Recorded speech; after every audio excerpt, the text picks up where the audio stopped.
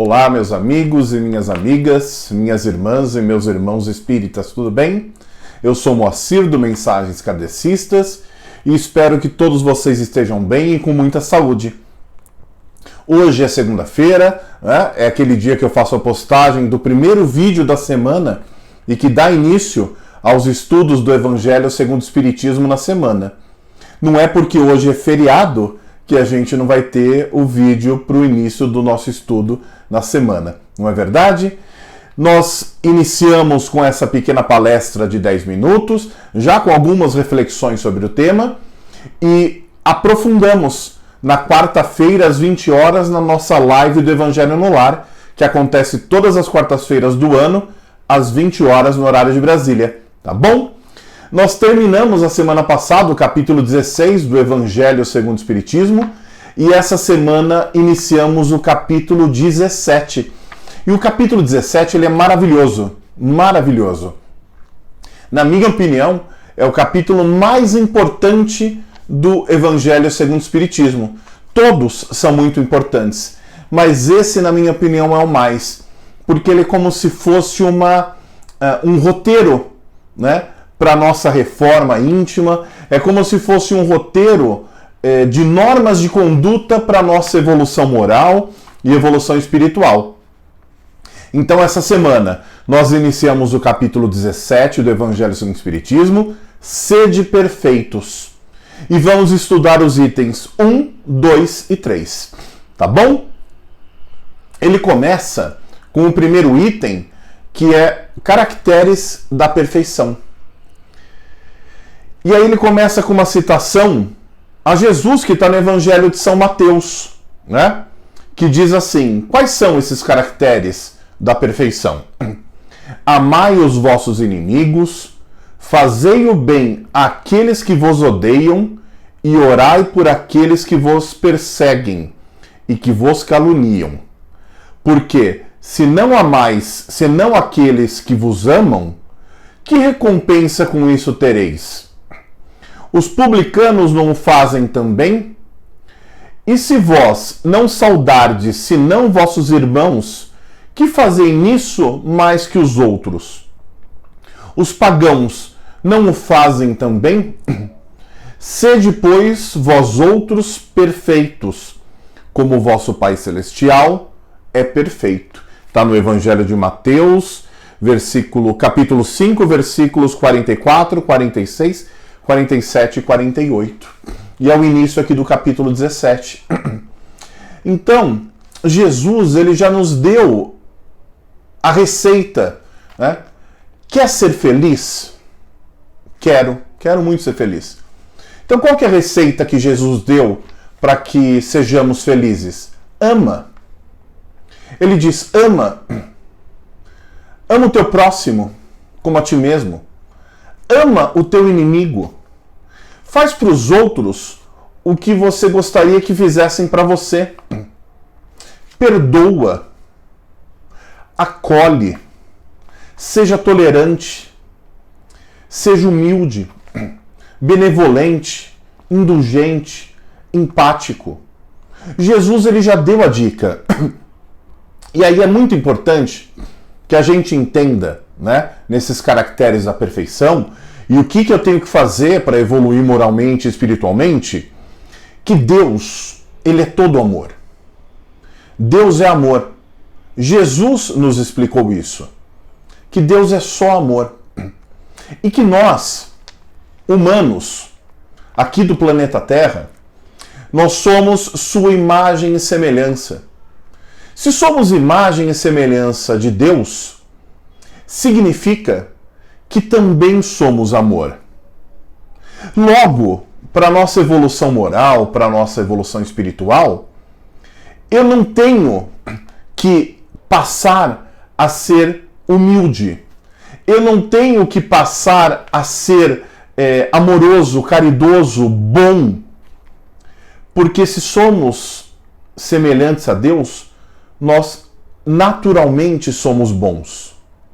O que a gente precisa deixar é deixar de ser aquilo que a gente não é. Então a gente inverte a lógica. Ao invés de eu procurar ser bom, de eu procurar ser amoroso, de eu procurar ser empático, de eu procurar ser humilde, de eu procurar ser indulgente, benevolente, eu já sou isso. Todos nós já somos isso. Porque se Deus é amor e somos imagem e semelhança dele, também somos. O que a gente precisa é deixar de ser aquilo que não é.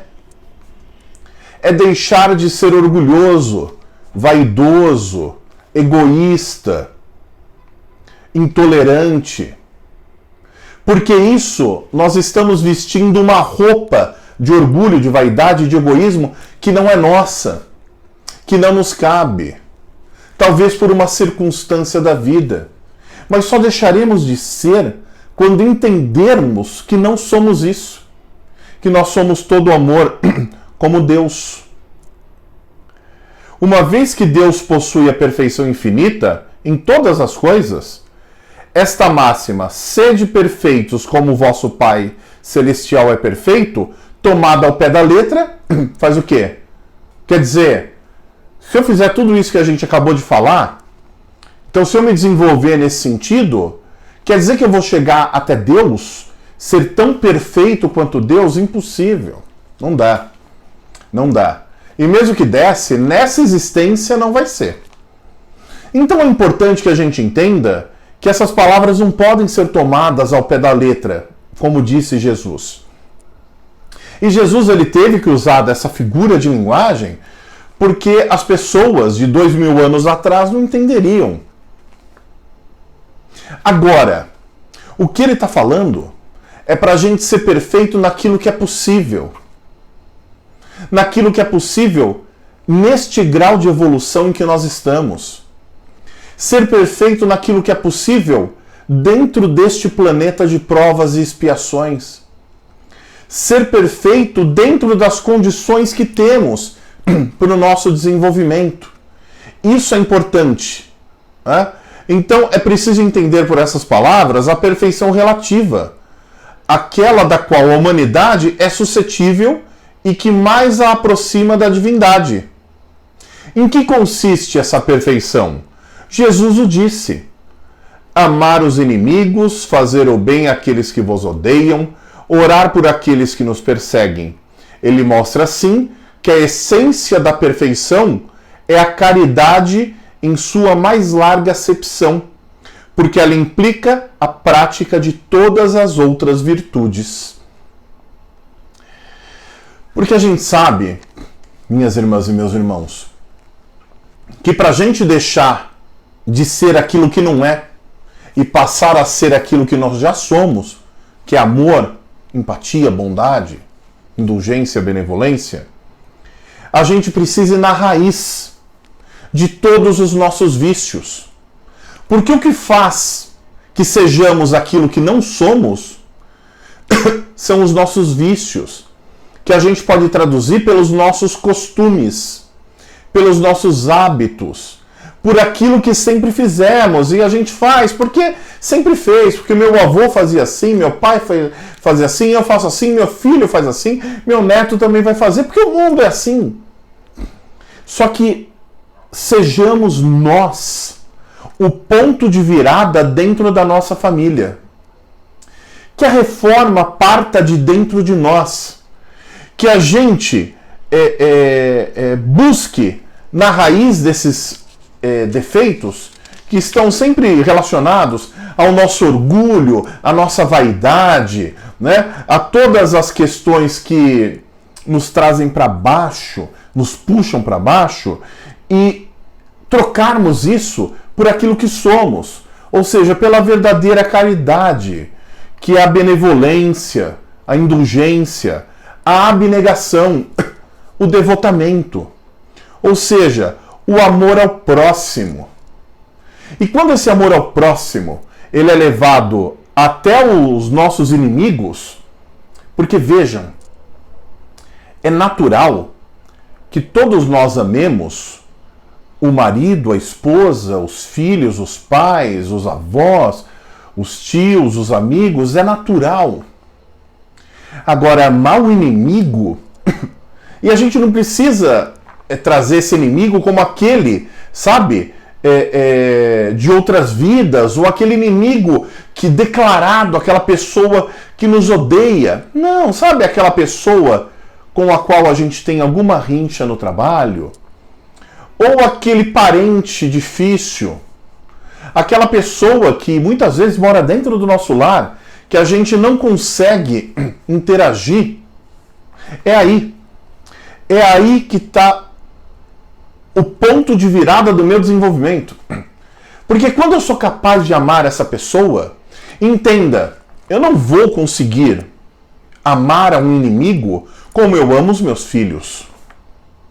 Eu não vou conseguir amar um inimigo, alguém que quer me prejudicar, alguém que é maledicente contra mim, alguém que de forma planejada, premeditada, tenta me prejudicar. Eu não vou conseguir amar essa pessoa como eu amo a minha esposa, como eu amo os meus filhos, como eu amo os meus pais, os meus avós.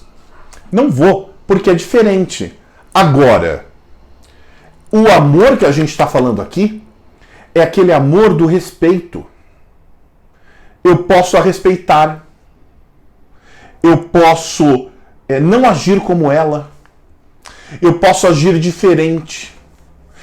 Se ela me manda energias negativas, se ela me manda ódio, qual que é a forma de eu devolver amor? É eu a respeitando, não pagando com a mesma moeda, entendendo que aquelas questões são delas e não minhas. Que a raiva está dentro dela e não dentro de mim. E ajudando essa pessoa. Se eu não consigo ajudar ainda com ações, de fato, ou se eu não consigo ajudar ainda com palavras, eu posso ajudar com prece. Ninguém pode me impedir de fazer uma prece.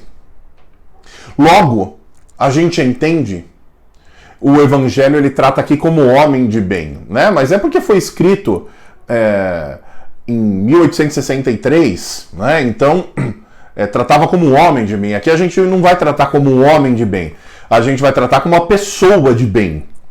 Então a gente entende que a verdadeira pessoa de bem é aquela que pratica a justiça, do amor e da caridade em sua maior pureza. Se interroga a consciência sobre seus próprios atos. Pergunta a si mesmo se não violou essa lei. Se não fez todo o bem que poderia ter feito. Se deixou de fazer o mal que era possível. Se negligenciou voluntariamente uma ocasião de ser útil. Se ninguém tem o que reclamar dele, enfim se fez a outrem tudo o que quereria que fizesse com ele. O que a gente está falando aqui é da receita da felicidade. Quer ser feliz? Faça outra pessoa feliz. E a verdadeira pessoa de bem não é aquela pessoa que é um santo. Ou aquela pessoa que é um ser de luz. Não, porque se estamos encarnados aqui, somos todos mais ou menos iguais em termos de evolução. Agora, eu sempre falo que a diferença o espírita não é santo. O espírita tem os mesmos defeitos que qualquer outra pessoa. Mas a gente reconhece o espírita pela sua vontade e predisposição em se reformar, em ser melhor hoje do que foi ontem, em ser melhor amanhã do que está sendo hoje. E eu entendo que a gente reconhece uma pessoa de bem dessa forma também. É aquela pessoa que vai errar, vai magoar, vai fazer coisas das quais não se orgulha, mas vai refletir sobre elas. E aquilo não vai virar uma pena. É simplesmente uma prova, vira aprendizado, tá bom? Então eu espero que vocês leiam os itens 1, 2 e 3 do capítulo 17 do Evangelho segundo o Espiritismo para a nossa live de quarta-feira, às 20 horas, no horário de Brasília, tá bom? Um bom estudo para todos, um ótimo feriado, fiquem com Deus e até quarta-feira.